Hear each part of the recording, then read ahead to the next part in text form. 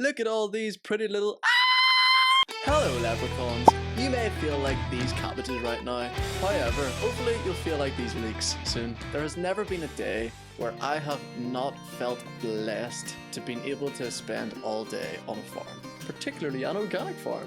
Why is it I feel so good after volunteering on an organic farm? And also, why has it helped me recover from psychosis? Whenever I was a young fella, I also didn't like gardening. My dad used to force me to garden, and I really hated it with a passion. You know, my dad would make me do all this weeding all day, and maybe that's why I ended up smoking a lot of weed.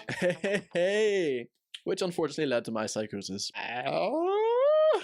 So Layo, you used to hate gardening. What happened? I'll tell you a story there, champ. It all happened after I took some LSD. Wait, what? You're not supposed to be supporting the use of drugs? Yeah, you're right. I'm sorry. I was joking.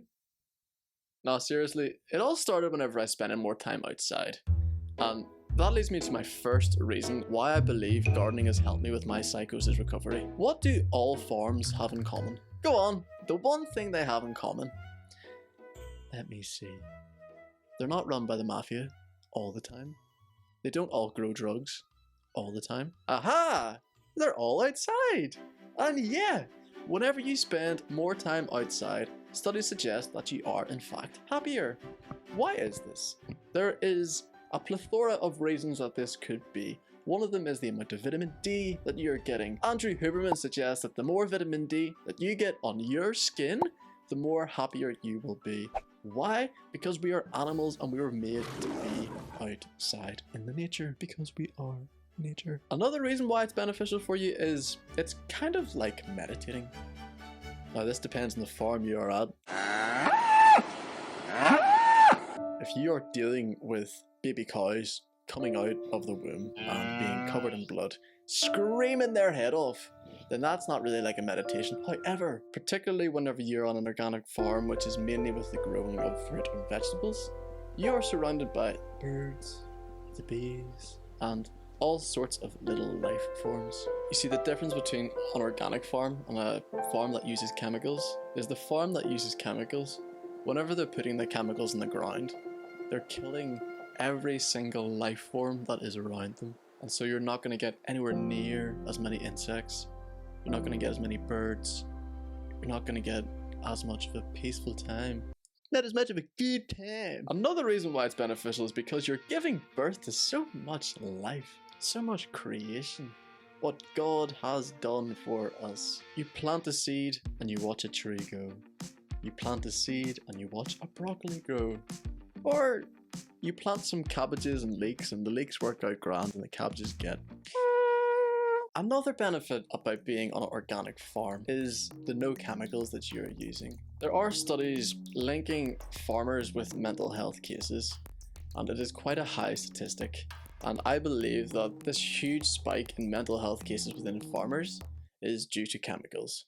And possibly loneliness as well, because they're out in the countryside. By removing these chemicals, you're doing less damage to your brain. See, to put this in simple terms about the effect that chemicals can have on you, if this chemical is designed to kill every single life form around it, then what do you think is going to happen whenever you get a little bit of this on your skin? This is a chemical burn.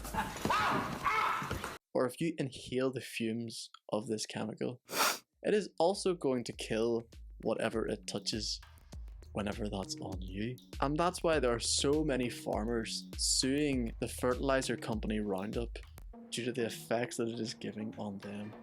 Because they've been promoted to say that this is good for their soils and they need this to have healthy fruit and vegetables. And then what happens? They get cancer. Number 4 or something is whenever you're outside and you're farming, you're hoeing, you're digging, you're squatting. What is all that? That's exercise. Here's a video on why exercise is important for your psychosis recovery. The next way why it's probably beneficial for my psychosis recovery is because whenever I am volunteering in particular, I am offering my time. Time is the most valuable asset that we have. Offering your time to someone is the nicest thing that you could do to them. It is an act of service. And that goes for every single person that you spend time with. And so that's why you want to be careful about who you spend your time with. You want to spend your time with the people that are grateful of your time, and acts of service are such a beautiful way of expending your time, as not only are you helping someone else, you're helping yourself. And finally, you're connecting with the land. You know, in a handful of soil, there's more bacteria in that soil than there are stars in the universe, as far as we are aware. How incredible of a statistic is that?